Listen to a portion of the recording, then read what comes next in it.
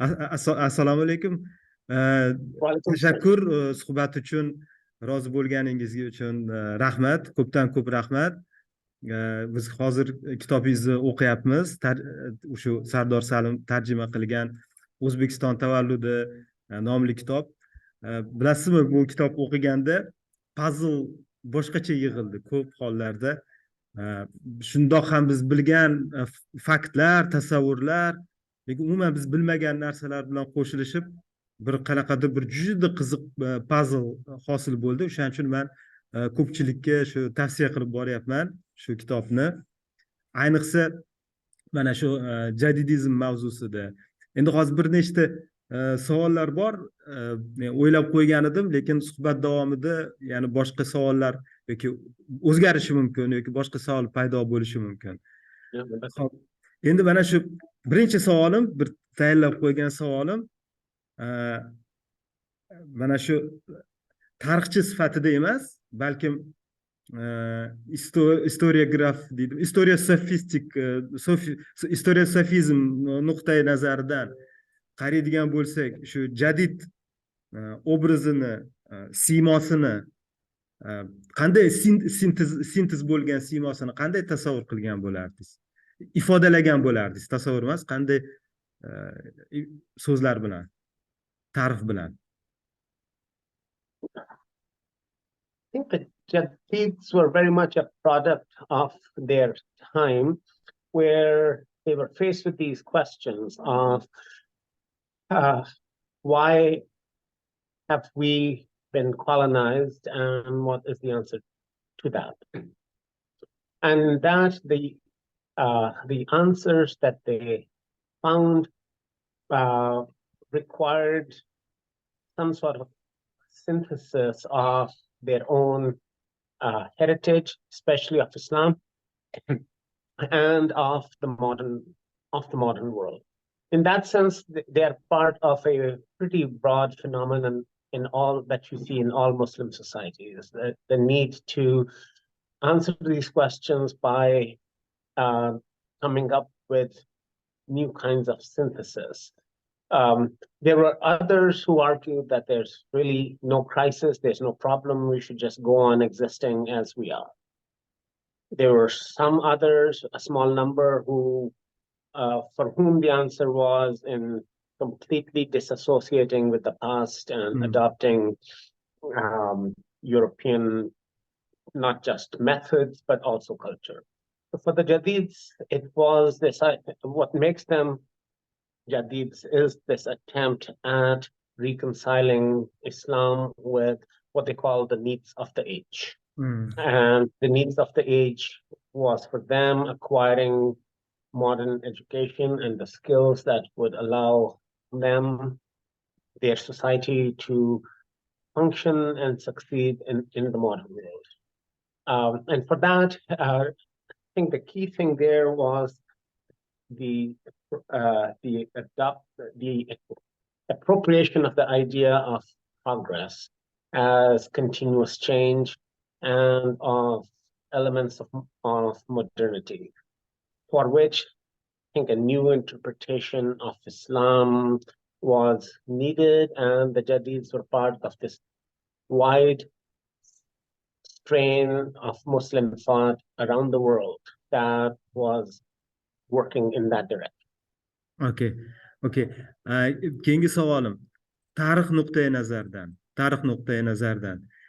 jadidlarning tarixi to'xtaganmi? Ya'ni ularning ishi nuqtai nazardan emas, tugallangan ishlari nuqtai nazardan emas. Umuman jadidizm tarixi mana shu to'xtagan. Konец истории, the end of history of jadidism happened, or qanaqadir developmentlari davom etishi bormi? Va to'xtagan bo'lsa, qachon to'xtadi? Qachondan boshlab mana shu tarix to'xtadi? Okay.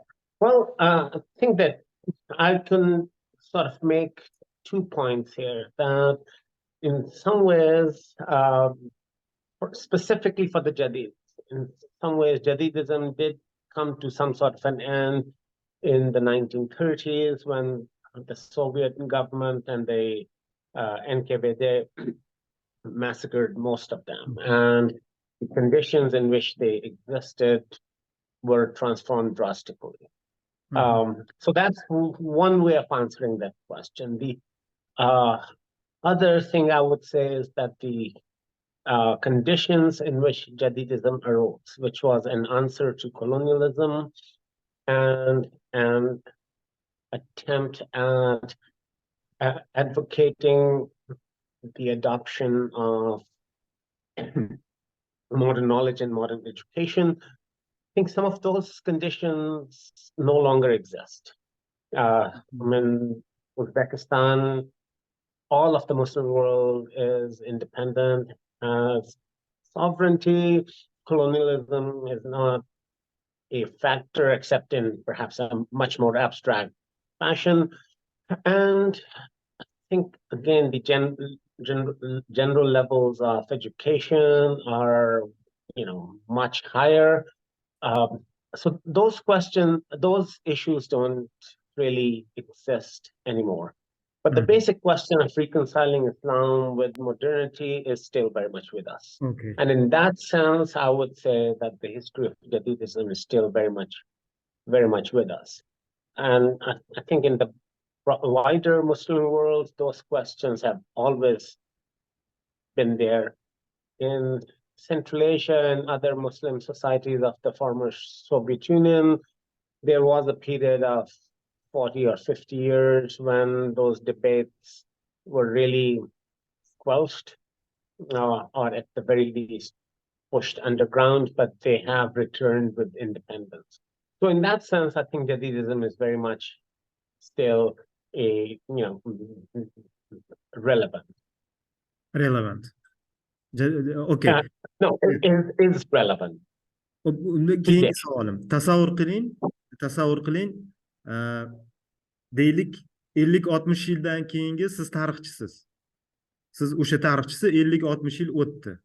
Va shu tarixchi nuqtai nazardan bugungi kundagi bo'layotgan jarayonlarni kuzatayotgan bo'lsangiz agar, nimaiki kuzatuvingizga tushganini shuni ma'lumot deb oladigan bo'lsak, mana shu konferensiya va ijtimoiy tarmoqlardagi bahslar, bo'layotgan siyosiy ijtimoiy jarayonlarni hammasini kuzatgan holda mana shu jarayonlarni jadidizm tarixi bilan shu kontekstda o'rganish mumkinmi? Yoki bu endi albatta bu alohida davr, bu boshqa davr, bu tushunarli. Aytmoqchi bo'lgan narsa mana shu davr ichida yana jadidizm masalasi ko'tarilayotganligi, bu shunchaki spekulyatsiyami yoki bu haqiqatdan ham bu logik mantiqiy davomimi? It's a very good question. I think, again, as I said, in some ways the conditions are so different that we cannot see today's debates simply as a continuation of Jadidism of the early 20th century. Yeah. But again, the basic questions of reconciling Islam with modernity are still there. I think for the Jadids, they faced a lot of opposition. And this is something that we tend to forget at events such as the conference that just happened, that the Jadids were not the naturally accepted leaders of their society. There's a lot of opposition to them on Islamic grounds. Yeah.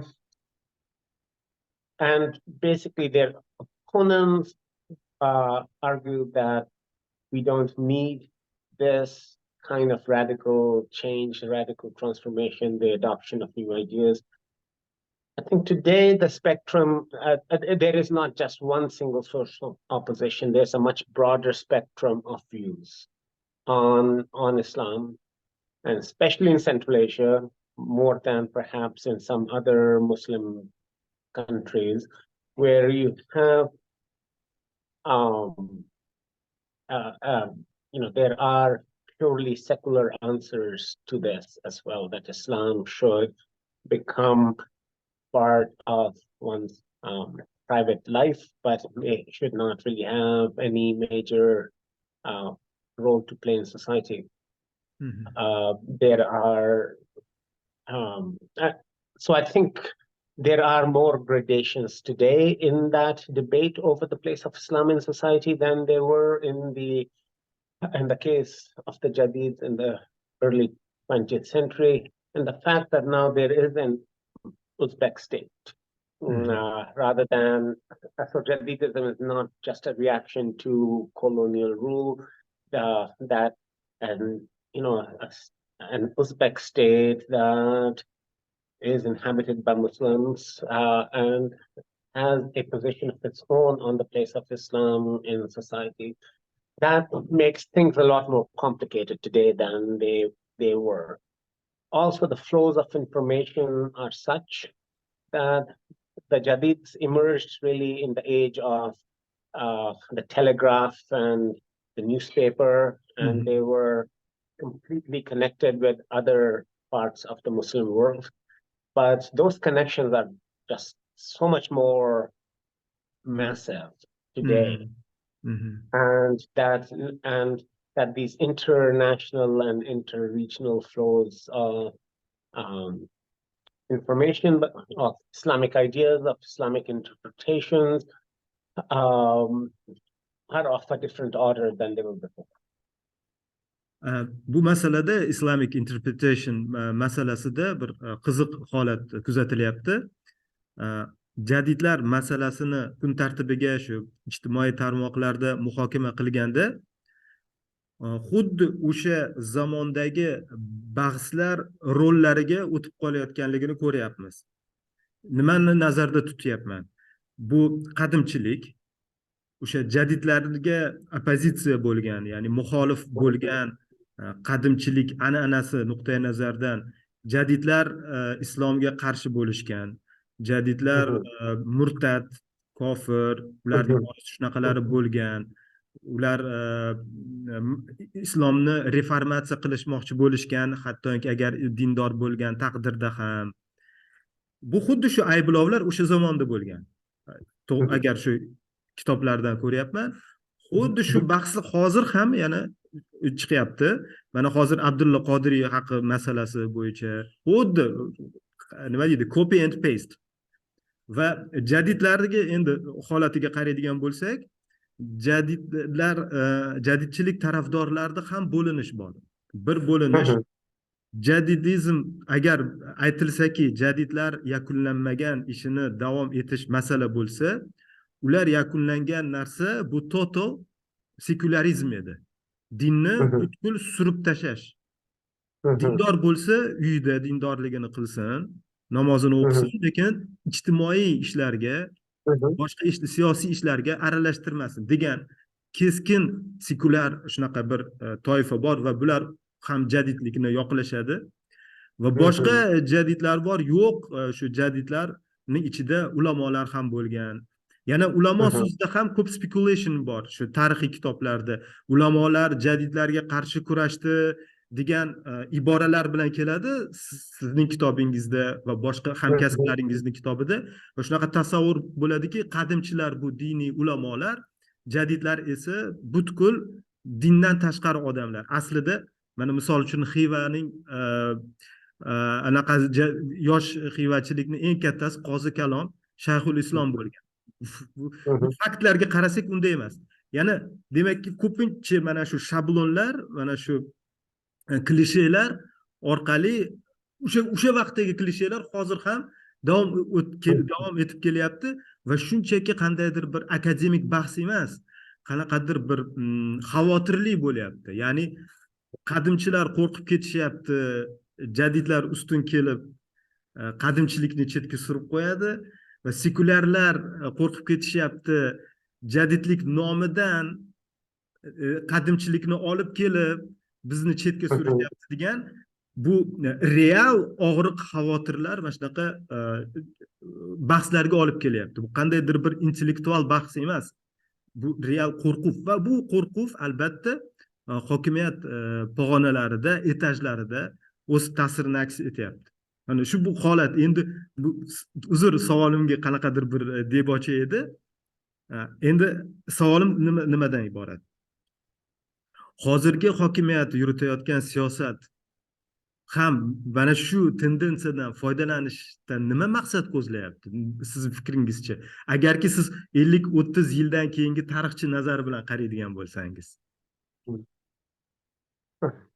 All right, I'm afraid I only have a general idea of the Uzbek government's policies. Today, I don't follow it very, very closely, but my sense is that since the fall of the Soviet Union, the Uzbek state derives a lot of most of its legitimacy from all its legitimacy from being the national state of the Uzbek nation. And it has, and unlike the Soviet Union, it has to celebrate Uzbek national heritage, the Altın Miras, and in that Islam is a central part of it. And the question becomes, what kind of Islam? And for the state, the answer is, I think, fairly straightforward in some ways. That it's Islam that's part of the national heritage, that is also friendly to the government as it exists. So I think the idea of appropriating or deriving from the Jadids certain messages that would actually work for the state itself. And that's why there is so much emphasis in, especially at this conference that happened earlier this week, on the Jadids as national heroes who fought towards national independence, in which sort of their place as Islamic thinkers and Islamic reformers gets forgotten almost. So that's a way to use the Jadids to sort of shape a certain vision of Islam for the state. The other thing I would say is that, Islam is open to multiple interpretations. No one has a monopoly on that. And many of these debates that you are talking about are really about what proper Islam is, and different people have very different takes on that. So for the Jadids, and yes, the Jadids were not anti-Islamic. They were not full-blown secularists. They did not want to push Islam out of public life. That is all a misconception.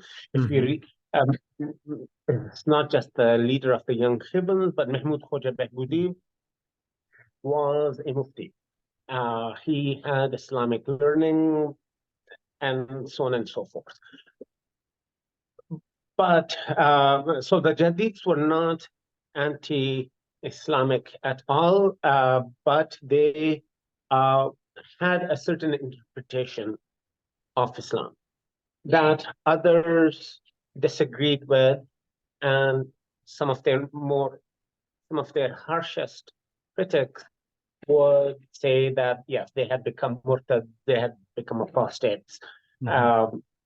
But that's part of an Islamic debate, and maybe not a very polite one in this case, but it is a debate that Muslims are always having with one another.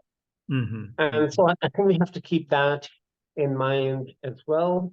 There are others who want to see in the Jadids only national heroes who were seeking only sovereignty and had no real Islamic credentials. That's one argument that is historically inaccurate. But if the historian of the future is going to look at today, I think that these are some of the things that historian will have to contend with. Like, what is the meaning that is being fought over?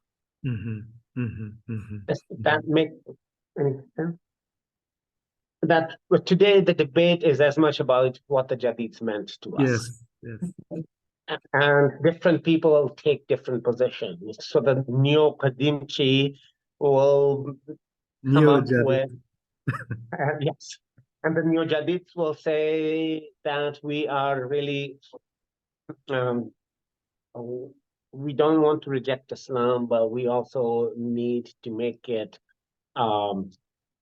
congruent with the needs of the age, with a modern state, but it has to have a certain place for Islam in it. And then the radical secularists would say that Yes. Islam has no place in society. So again, this is very much an Islamic debate in which I think what is at stake, one of the things being fought over is what the Jadids meant.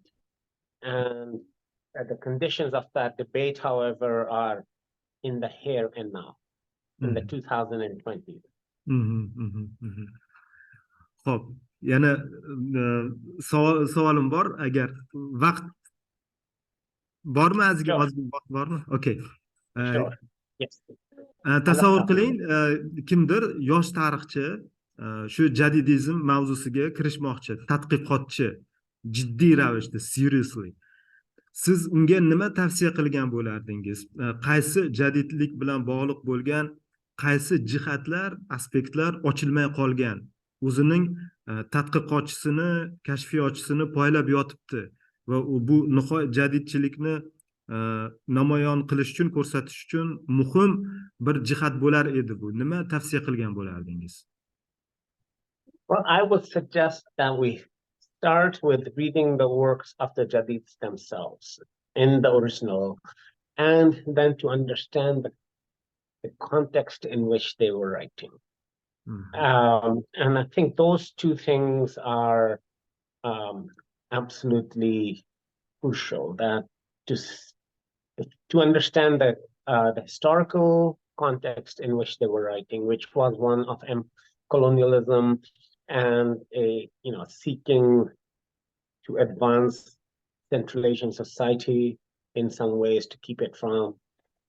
So those are the and what should become clear is the deep connection with Islam and Islamic reform in the thought of the Jinn. The second thing would be to keep in mind the difference between Jadidism before the Russian Revolution and after that. I think the revolution, I don't think it was really a revolution in the same way as it was in Petrograd and Moscow, but it completely transformed Central Asia. It created a lot of new horizons, and it became possible to imagine the future in new ways. And on the one hand, and then on the second, that the Soviet state that emerges is quite different from the Tsarist state. It's more interventionist. It wants to control society more than the Tsarist government had ever done. So there is a big shift in both the ideas of the Jadids and the context in which they operate across 1917. And again, this was something that I felt was understated at this conference I was just at. And so that has to be kept in mind as well.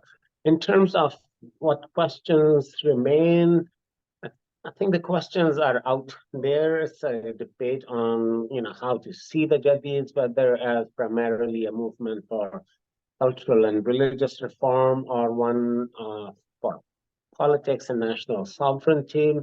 But it's not an either-or thing, but still, I think we can spend too much time on the national part of it, and while ignoring the Islamic reformist part of it. I think some of the big themes are out there, and there will be some debate that will continue in terms of what remains to be done. I think more detail about the Jadid's own lives, their own biographies, and the context in which they operated. That, history in that sense is a never-ending process, and there's plenty to be done there. But again, I started my career with my dissertation was on the development of Jadidism in Turkestan. And that was started 30 years ago, more than 30 years ago. And at that time, some basic information was still not available. I had to start from pretty much zero. Now, there is a lot of material available. All the works of the Jadids have been published. So the situation in that sense is very, very different.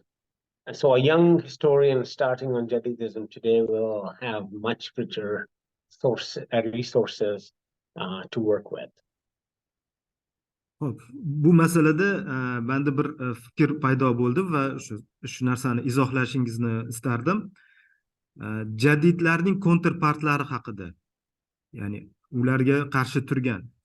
Meni fikrimcha, fikri ojizimcha, tsarizm ruscha siyosati straightforward, juda ham tushunarli.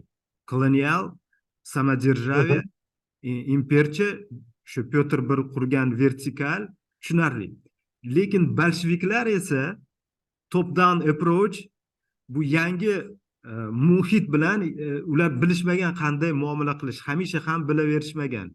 Hattoki men tushunchamdagi, ya'ni taktik operatsion nuqtai nazardan, hattoki siyosiy qarashlarda, siyosiy strategik yondashuvda turlicha yondashuv bo'lgan. Misol uchun Leninning yondashuvi butunlay boshqa bo'lgan. Lenin ko'proq jahon inqilobi, jahon revolution formatida fikrlagan va uning uchun farqi yo'q edi. Sharqning ozodlikka kurashi sinfiy shaklda bo'ladimi, mayda burjuaz shaklida, millatchilik, diniy bo'ladimi, farqi yo'q.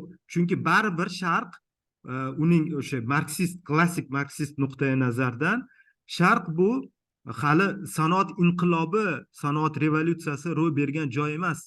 Kapitalizm bosqichidan o'tishmagan. Shuning uchun ulardan kommunistik sinfiy ong shakllanmaganligini tabiiy qabul qilish kerak va ulardagi diniy bo'ladimi, milliy bo'ladimi, kurash antikolonial bo'lsa, biz yordam beramiz, chunki buni asnosida boshqa Sharq davlatlari ozod bo'ladi va bu narsa Angliya, Fransiya uchun yomon ta'sir qiladi va Yevropada sanoat inqilobi qo'zg'oloni revolyutsiyasi bo'lgan joyda sotsial revolyutsiya bo'lishi osonlashadi. Leninga faqat shu Fransiya, Angliya, Germaniyadagi inqilob kerak bo'lgan. Sharqdagi inqilob bu bizning ittifoqchilarimiz. Leninning nazari shu. Keyingi quyi bosqichlarda esa, bu narsa asaringizda ham ko'rinadi. Keyingi quyi bosqichda ular aynan mana shu bolshevist, marksist klishesi bilan O'rta Osiyodagi jarayonlarni sig'dirishmoqchi bo'lishadi. Sinfiy kurash, burjua, bu jadidlar hammasini baribir dushman, sinfiy dushman, mana shunday yondashuv bo'lgan. Men Rus, Yevropa kommunistlar, bolsheviklar haqida gapiryapman. Fayzulla Xo'jayevlar haqida emas hali.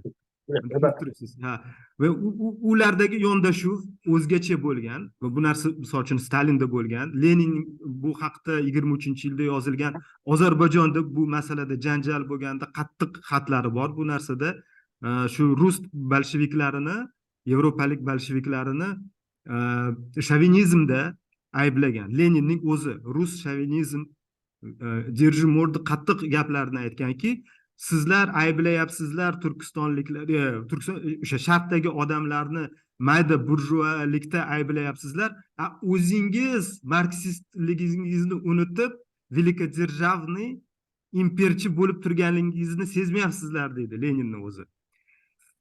Bu quyi bosqichda shu, you will correct me if I'm wrong. Qaytarayman fikrimni. Bu oxirgi Hop. Oxirgi gap. Великодержавный шовинизм порождает мелкобуржуазный национализм. So, Yo, bu I'm finishing. I'm finishing. Va savolimga kelyapman hozir. Keyin e'tirozingizni bildirasiz. Okay. Mana shu sovet, yangi sovet, shu bolshevistik qatlamda etajlarida boshqacha nazarini, boshqacha yondashuvni ko'ramiz. Chunki ular baribir Lenincha fikrlay olishmagan, baribir. Va ulardan tashqari avantyuristlar ham bo'lgan. Misol, mening tasavvurimda, balkim adashayotgandirman. Frunzeni Buxoroga hujum qilishdan motivi bu tarixda Buxoroni olgan sarkarda lord bo'lib ko'rinyapti menga. Bu yerda hech qanaqangi marksistik boshqa narsasi yo'q. Albatta bular bolshevik lisonidan foydalanadi, lekin bularning ichida juda ko'p o'zini self accomplish, samorealizatsiya qiladigan avantyuristlar ham bo'lgan. Mana endi savolim nimaga olib kelyapmanki, mana shu jihatlarini, qatlamlarini ochib beradigan tadqiqotlar fikrimcha yetishmayapti.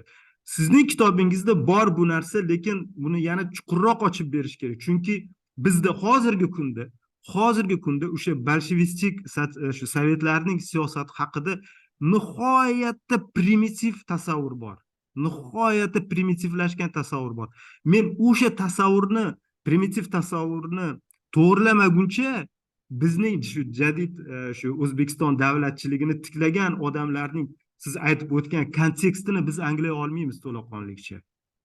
Shunga munosabatingizni bilmoqchi edim, shu fikrga.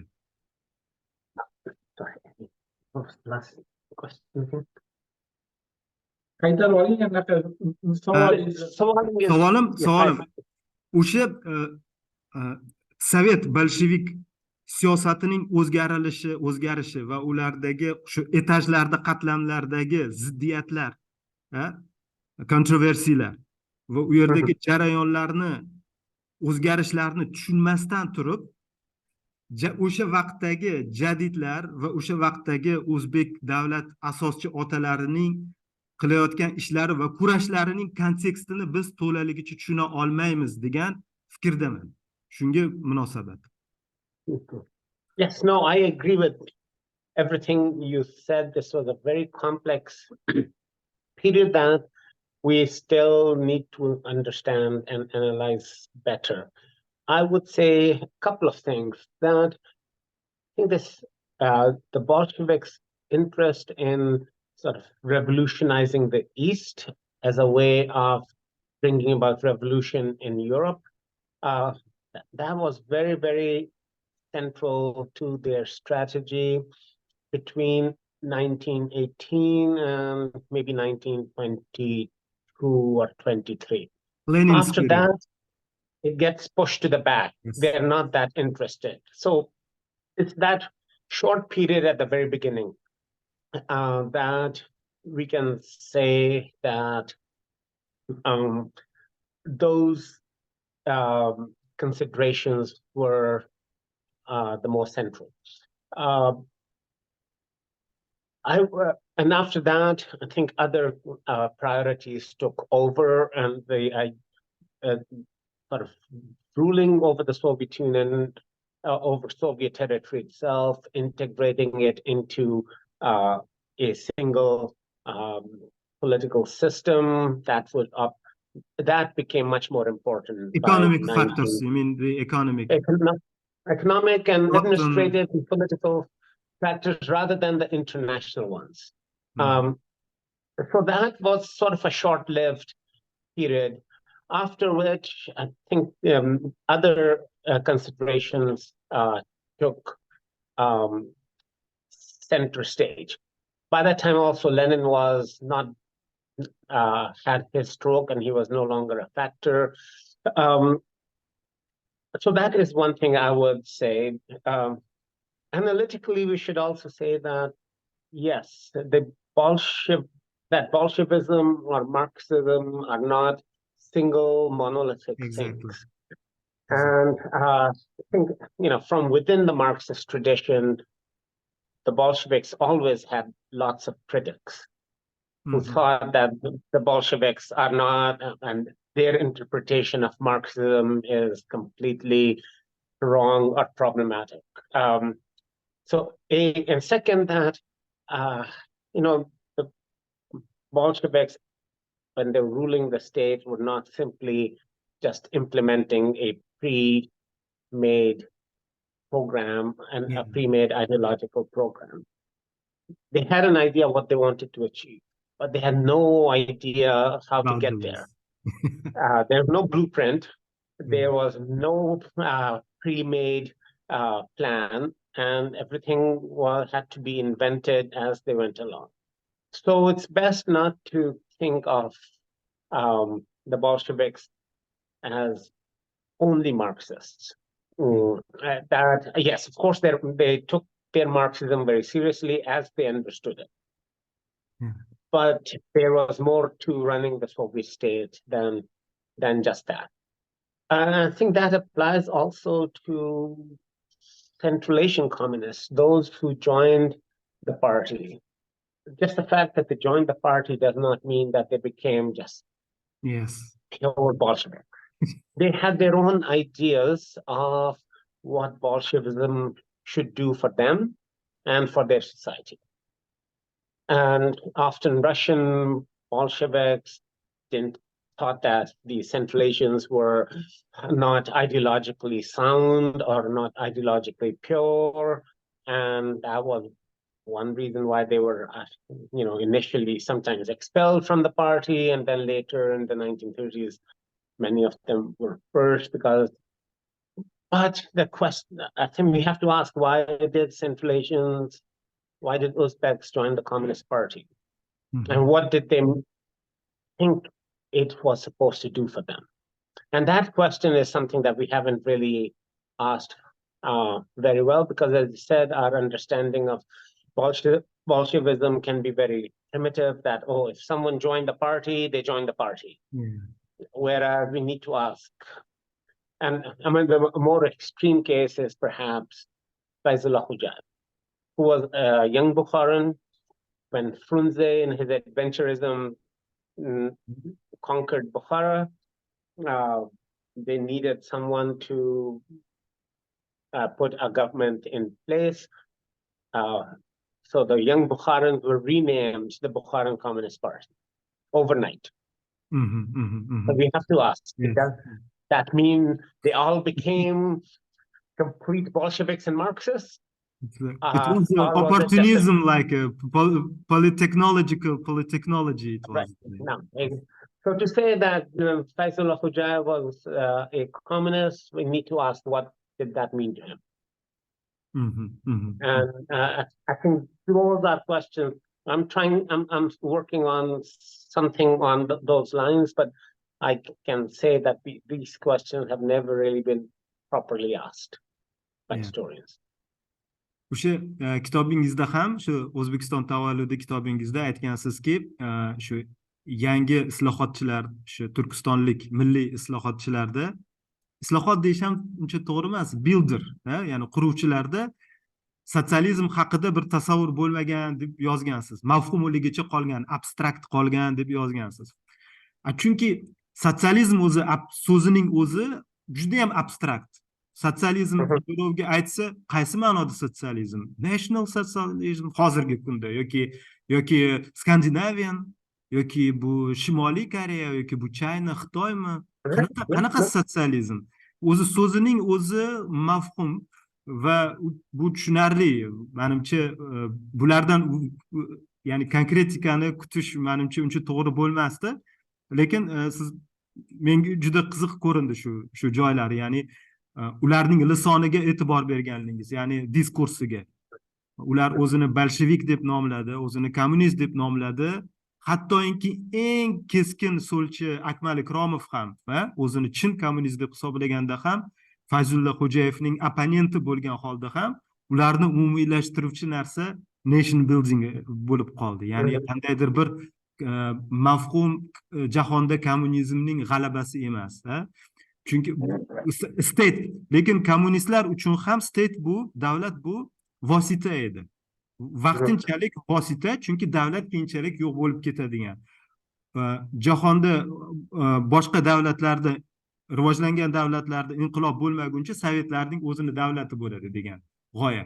Trotskiyda, Leninda, hattoki Stalinda. Stalin urushga butun umr urushga tayyorlangan. Shu narsani. Lekin jadidlarda bunaqa tasavvur bo'lmagan. Men tushunishimcha, jahondagi inqilob bo'lib, davlatlarning yo'q bo'lib ketishi haqida bir qanaqadir bir g'oyadan ancha uzoq bo'lishgan deb shunaqa bir tasavvur hosil bo'ldi menda. Va endi bir agar e'tirozingiz bo'lsa ayting.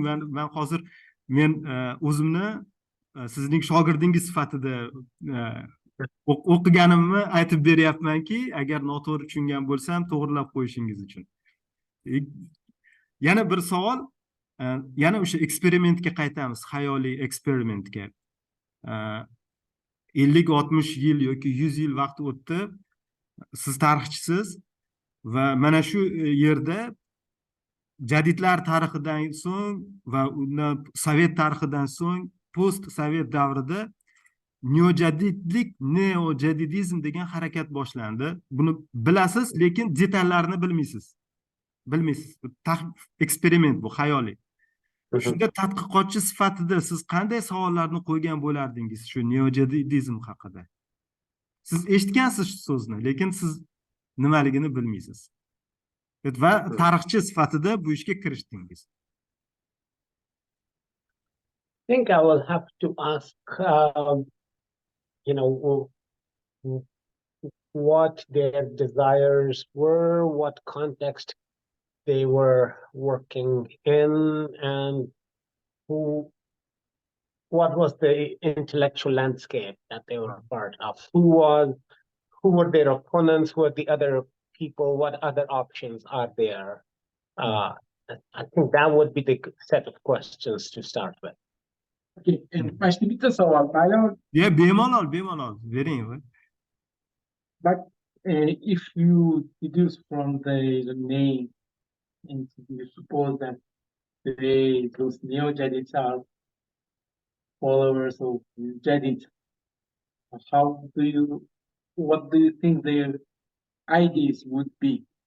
Logical continuation of jadid movement. Okay, so I think if they are calling themselves neo-jadids because they see themselves as continuators of the jadids, then one of the questions would be, how do they see the jadids themselves? Whether they see them primarily as religious reformers or cultural reformers or nation builders, because I think that those are the sets of questions. Those are the diverse opinions about the jadids that exist today. And a historian of the future will have to try to recreate some of those. What did the jadids, the original jadids, mean to the new jadids? And whether they are interested in them primarily as cultural reformers, religious reformers, or political figures. And kitobingizda aytasiz-ki, ikkita jadidlarni farqlash kerak, ikkita fazasini, inqilobdan oldin, inqilobdan keyin. Neo-jadidlar sizningcha qaysi birini urg'u bergan mantiqan to'g'ri bo'lar edi? I think that I have to say that both among today's historians and perhaps among today's neo-jadids, that distinction of before and after 1917 is maybe not made as clearly as it should be.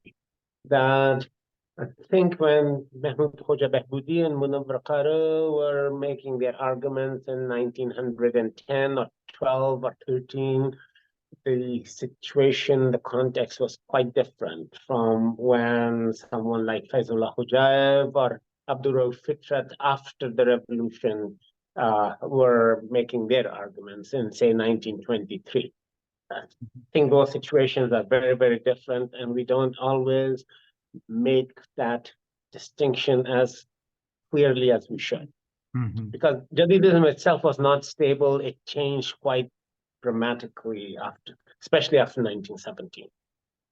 And even within that, there were sort of more conservative Jadids, and they're such as Mahmoud Khoja Behboudi and some, even before 1917, more radical ones like Hamza and Cholpan. So there was a variety of views within Jadidism. We should not think of Jadidism as a single ideology or a single political party. It's just a group of like-minded people who share a great deal, but they also sort of differ from one another. And they were constantly researching, learning something And new. I think the key thing is the search. From the left, from the right, from the conservatism, from the feminism, from the liberalism, from the religious heritage, and everywhere they were grasping. Yeah, they're grasping, but again, I think some of them were a little bit, they came with, and there was even a little bit of an age divide. So someone like Sadruddin Aini or Mahmoud Khoja Behboudi were quite a bit older than Cholpan or Hamza. And there was a sense of, where their starting points were sometimes a little bit different. And we should keep all of that in mind. But the key thing is, yes, the searching for answers about reconciling Islam and modernity. I think that one can say they all sort of, that applies to all of them. So basically, are you saying that those who insist that JADIDs were secular nationalists and who, like Ataturk generation, are wrong in essence? I think they have a very selective view of who the Jadids were. So the Jadids, so the Jadids came up with this idea of reconciling Islam and modernity that led them to a number of positions that made the idea of the nation very promising. And because for them, if we are to strengthen ourselves, then we have to organize in the form of a nation. And why not right, I think those were the set of assumptions most modernist thinkers had at the beginning of the 20th century, that Islam is important, but in order to survive in the modern world, you have to have some sort of national sentiment and national unity. But the Jadids came to the idea of the nation through their idea of reform and their fascination with the idea of progress. They did not start with the nation. And then after the revolution, the nation becomes a lot more important for them than other things. But then I don't think anyone, except in a few cases, really said Islam has no place in the nation. But the nation does become much more important after 1917. But by nation, they meant not just ethnicity, but they meant this as political nation in the meaning of European meaning of nation. Based on that, that's the change that happens. I think before 1917, if you had asked the Jadids, they would say we talk about the Muslims of Turkestan. After 1917, the idea of Turkism, Turkçuluk, that becomes much more prominent. And that is what I am talking about in Making Uzbekistan, is that the fascination with the idea actually of an ethnic nation that is Turkic does become much more important for the Jadids. It does not completely displace their ideas about reforming Islam, but that is one of the changes after 1917, that the ethnic nation becomes much more important to them. And that's how you end up making Uzbekistan. And Mr. Khalid, when you are saying that they were thinking about Sardor, yaxshi eshtilmayapti.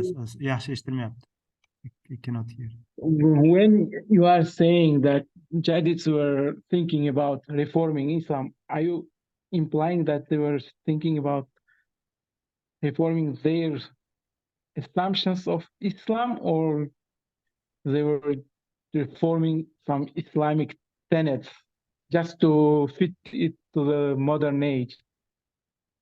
I think a little bit of the latter. So again, Islam is, we all talk about Islam. Islam is also not a single monolithic thing. It is a set of discourses, really, that people have been engaged in for 1500 years. And there are multiple positions that Muslims take. And what these modernist interpretations of Islam meant. And that's, again, Jadidism is part of a much bigger phenomenon that you have Muslim modernism and the Ottoman Empire in Egypt and Muslim India, everywhere. There are source books that have compiled these texts from all over the, everywhere. And what that was to come up with ways of interpreting, thinking about Islam that make it compatible with ideas of progress, which is sort of never-ending change, which is more looking to the future, rather without completely discarding the past.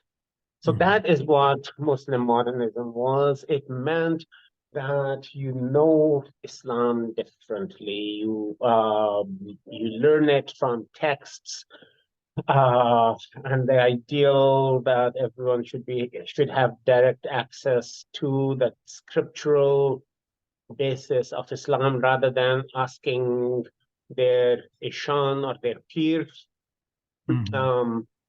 That we should have direct access to, and that's why, and that's the only way we can properly understand Islam.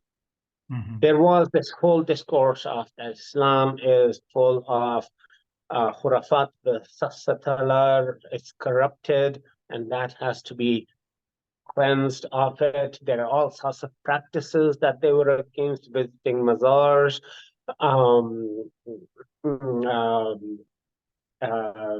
all sorts of other rituals and customs that the Jadids argued should be reformed. So that's the kind of reform that they were talking about. And again, they are not alone in this. This is part of, this is sort of all over the Muslim world in the age of empire. You have that. And what became of that modernist movement in other parts of the Muslim world?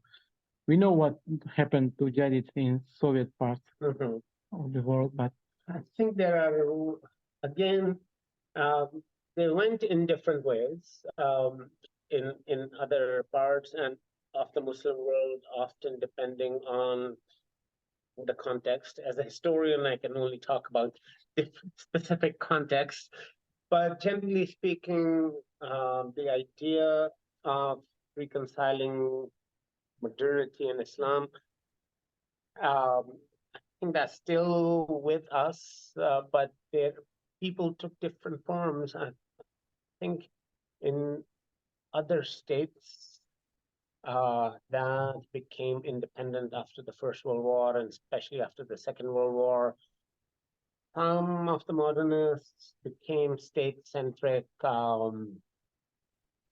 not secularizers necessarily, but they reconciled themselves to the independent nation state. There are others who went in a different way, and I think that the train of opinion we can call political Islam or Islamism emerges in the 1920s. The Muslim Brothers, the Ikhwanul Muslimin, were founded in 1928, the Jamaat-e-Islami in 1941. What they have is also a reformist program, but it is much more Islam-centric. The Jadids and other modernists talked about progress and modernity and reforming Islam, or for political Islamists, I think the question was also to reform Islam. And often, in many ways, they shared something in common, that we should all have access to the text. We should learn, learn through the scriptural sources directly. But I think very broadly put, if the Jadid and the Muslim modernists wanted to modernize Islam in order to survive in modernity, political Islam seeks to Islamize modernity itself. And it's Islamized modernity, yes. So the results are actually quite different. And so I think these are two paths that Muslim modernists ended up following. But again, to the extent that the original Muslim modernism was born in the age of empire and was answering the question of sovereignty, once sovereignty was achieved, some of its goals and modern education became commonplace. Some of its basic concerns disappeared. Mr. Khalid, just to ask, if I got you right, you don't see Jadids as proto-secular nationalist elite, right? No. No, I think I've said that several times. Yeah, just to be clear, it's a strong no, actually, it's right strong. So I think that Jadids,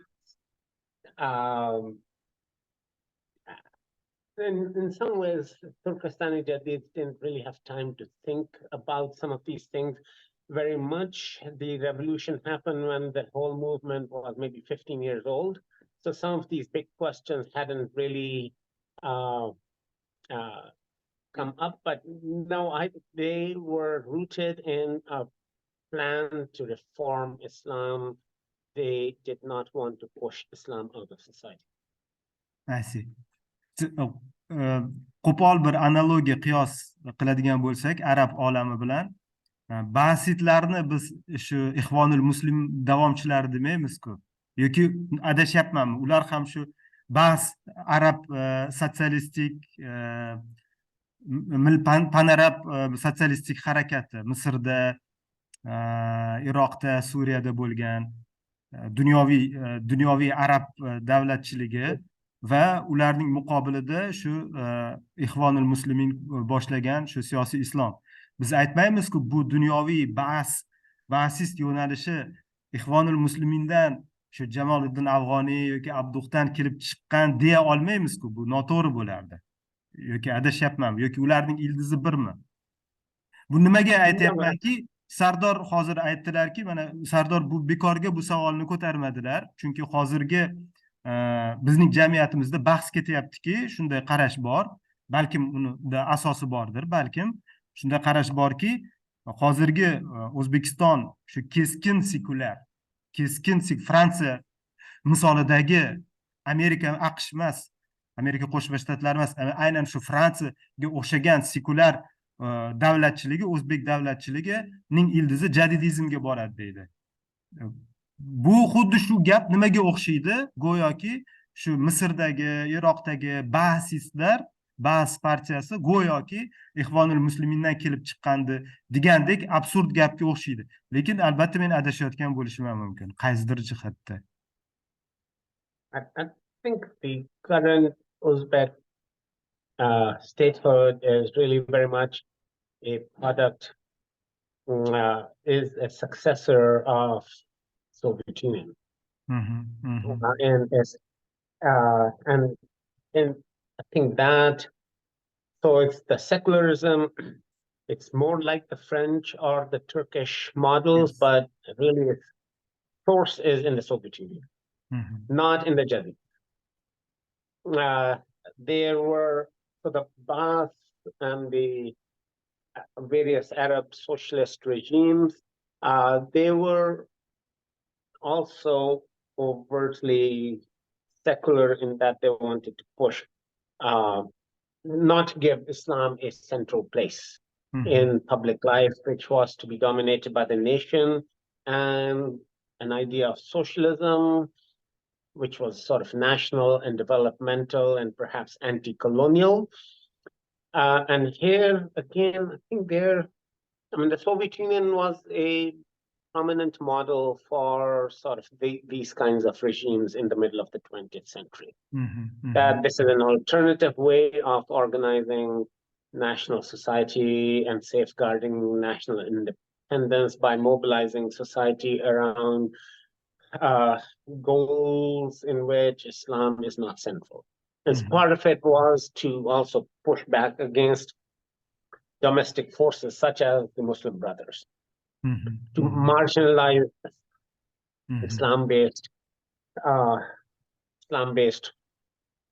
parties that had a vision of a political Islam. So I think so these Arab socialist regimes, as far as I know anything about them, were overtly modernist, socialist, and national. And what they did was to push Islam sort of out. None of them ever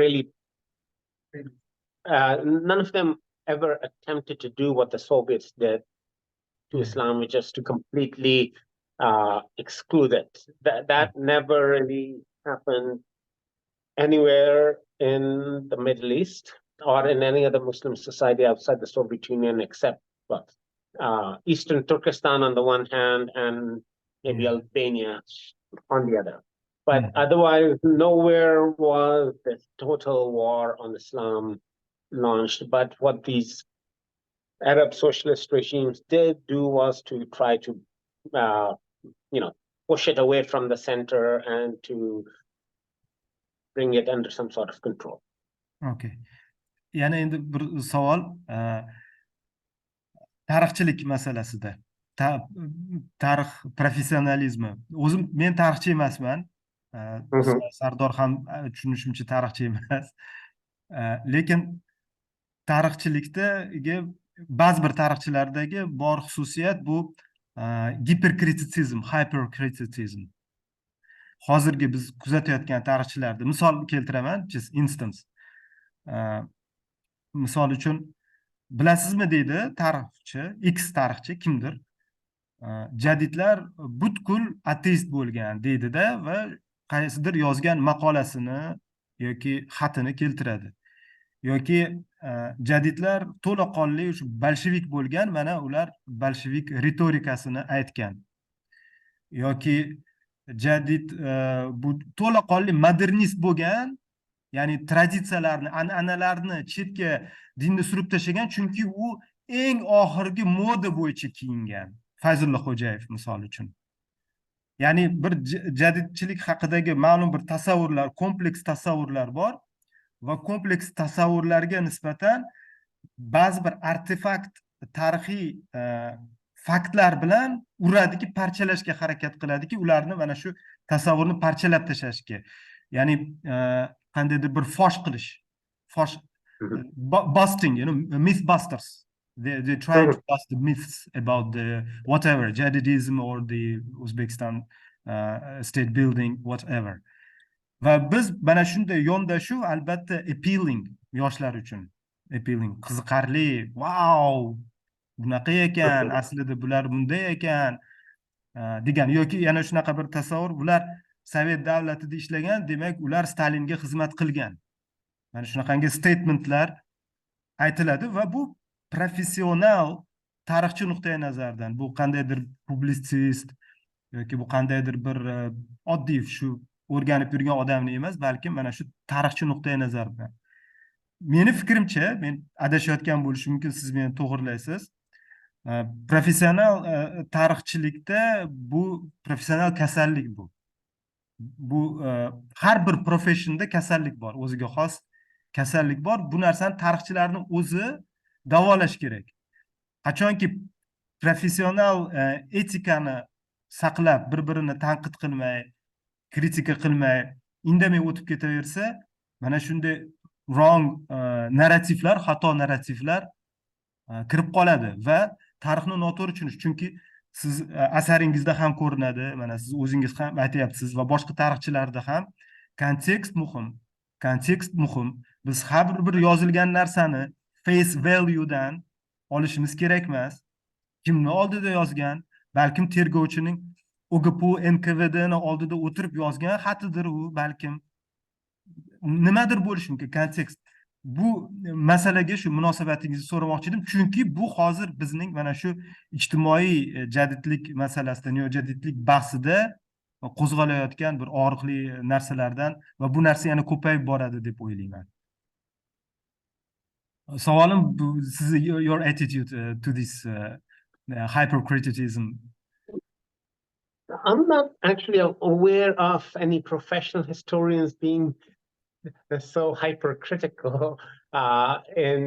You will. I have not really read very much, so I will ask you for some of these references. But okay. I would say is that yes, context is absolutely crucial, and societies and human lives and human beings are complex things that in which contradictions exist all the time. There's nothing unusual in individuals having conflicted and contradictory views about something, and in societies, multiple things coexisting that are contradictory to one another. And in times of massive upheaval, such as the 1920s, all those things abound. So I think it's very bad history to just focus on one thing or one aspect and exclude or forget all others. And yes, the idea that Fazlullah Khuja was a dandy who just dressed all very well, I'm not sure that is directly connected to it, his attitudes about something. I was just, and so I think that is not very good history if you are just picking and choosing individual traits to make your point. Yes, exactly.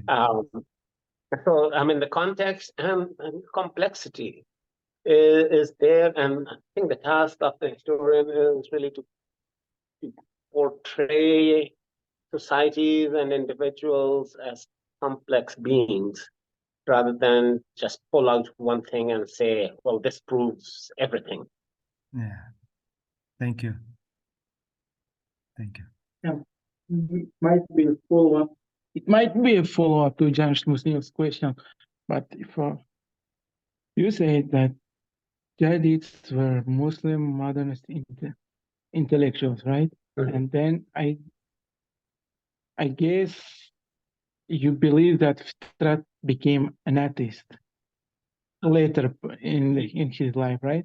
I would say Dean says atheist has all sorts of other connotations. I don't want to go near that word.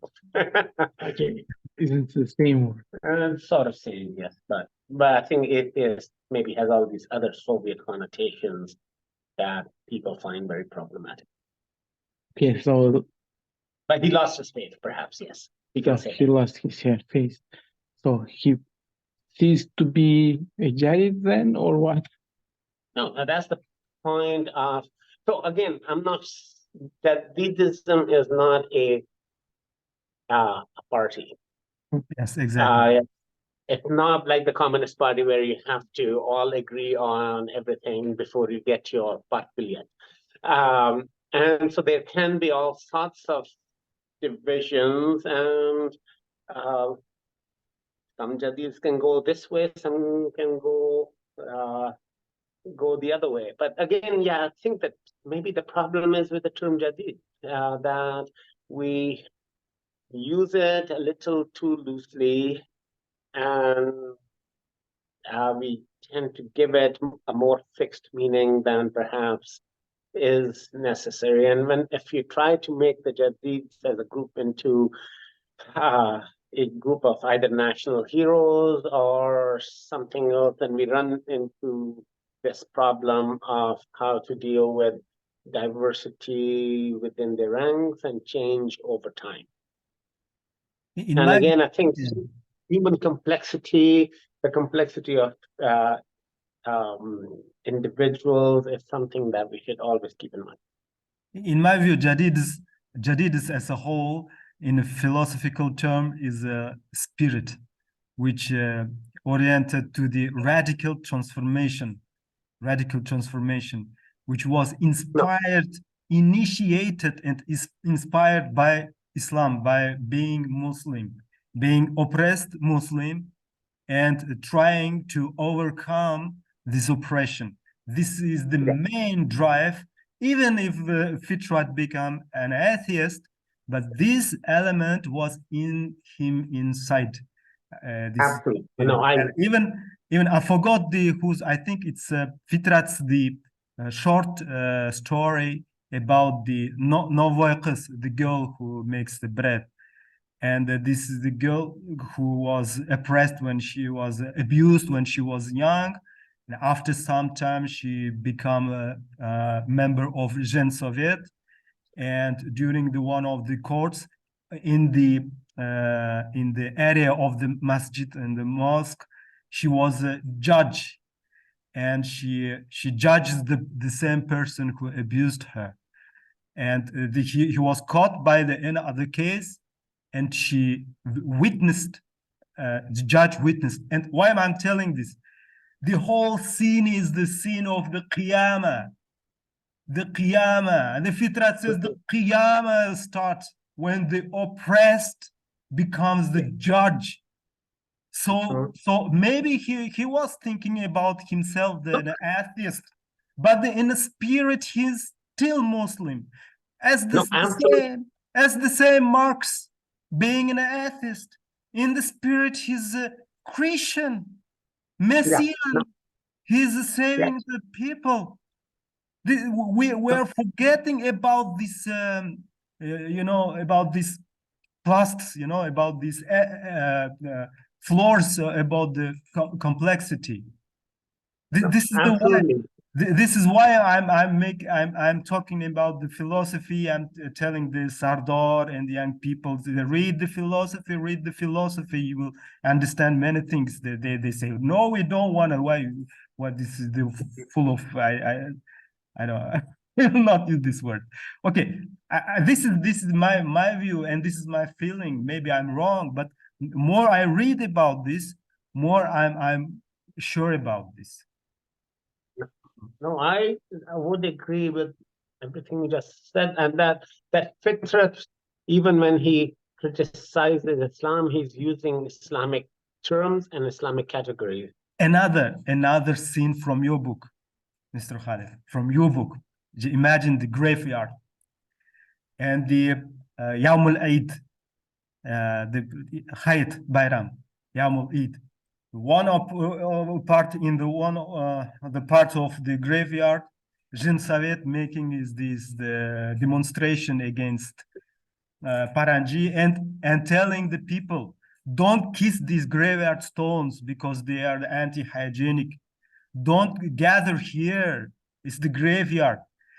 This is the clash is becoming on the graveyard. It's quite very so symbolic. Radical transformators, women, which were more radical than Bolsheviks. Some parts of the more radical than Jadids, against the not radical, extreme Qadimids, which were far away Islam. Because Islam is not ordering to, in the holiday, in the feast day, when you should enjoy, they go to the graveyard and making the tilawats, reading Quran for the alive one, not the dead one. And you shouldn't be kissing these graveyards from the rational point of view and from point of the Islam. So it's a fundamental and it's very symbolic scene when this graveyard is happening, Qadimids and radical transformators, and there was a spirit of, in my opinion, there was a spirit of Islam in that sense, in that scene, as in the short story of the Fitrat, like in the courtyard in the masjid, and he's saying that Qiyamah is becoming when oppressor judges when the oppressed judges the oppressor. So this is my view that I shared. Sardar, this is why we should say that Fitrat still being Jadid kept the this element of Islam, definitely. So thank you very much, and I'm sorry for my being just emotional, and I really enjoyed it. I have more 100 questions, but I don't want to make uncomfortable here for you and Sardar. So if you don't mind, I would send my other questions and thoughts, because sure, I'm on the way of reading your book. And I will read your book about other books about the Jadids, and thank you very much. You are doing great job for us. Oh, thank you. It was a pleasure. Thank you very much. Thank you.